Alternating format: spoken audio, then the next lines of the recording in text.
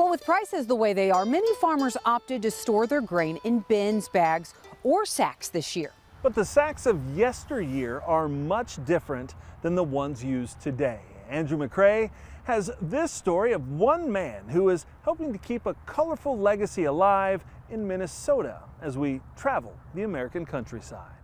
Wasn't 38 maybe, but when they had hand corn picking contests. Ron Kelsey was a farm kid growing up in the 1940s. He remembers one of his favorite annual trips. My dad showed corn at the state fair for 54 years, and he had championed like 30 sometimes, but I would go with him. Those trips nurtured a strong interest in corn and how the seed was transported.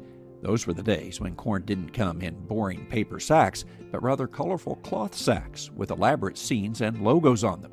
Kind of an advertising for them, because the sacks have not only the name of the grain on, but they often have the name of the town that you're from and your name.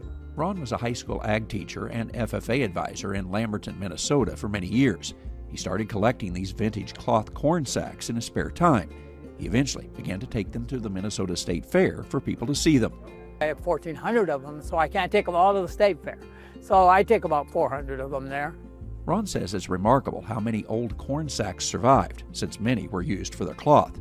However, there is a major difference between cloth corn sacks and the cloth flour sacks that often had patterns that were made into skirts and dresses. Well, there were two kinds of dyes.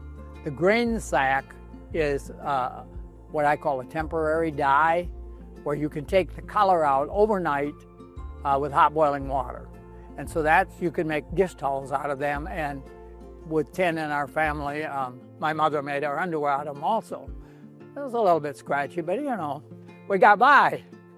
Take off of the large ears on an elephant, and this is rabbit ears, and they're corn. He's got corn. Corn has been such an important part of Ron's life. It will go to the grave with him in a sense. I was a corn person, and I carry it with me.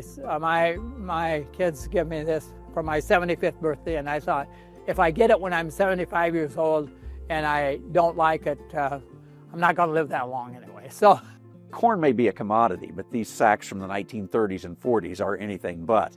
They are colorful stories from across the land, stories that Ron loves to share with others. Traveling the countryside in Lamberton, Minnesota, I'm Andrew McCrea. All right, thanks, Andrew. And that's all the time we have today. Thanks for watching. From all of us at Farm Journal, have a safe and a very happy and healthy Thanksgiving.